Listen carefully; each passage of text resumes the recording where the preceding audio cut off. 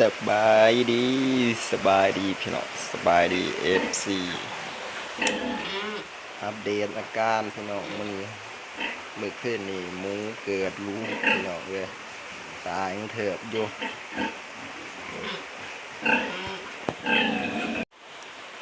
ออกมามือขึ้นนี่พี่น้องมีแต่โตงามเลย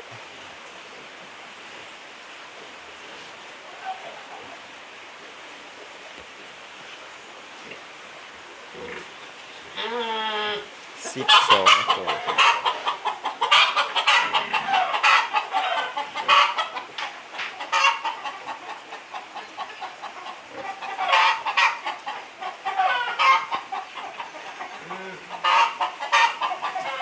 สำหรับแม่นี่อีกประมาณ10 กว่ามื้อก็ออก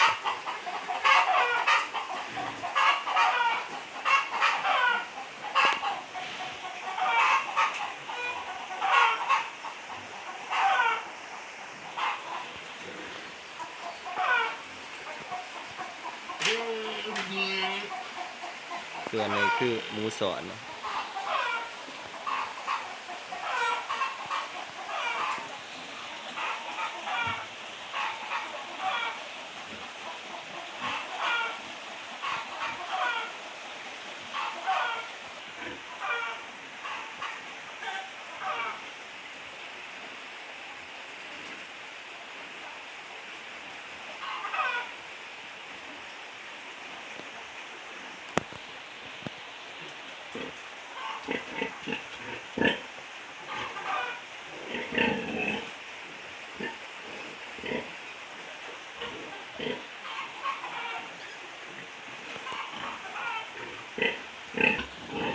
สำหรับแม่นี่ก็ไก่แล้วคือการเนี่ยอีก10 กว่ามื้อ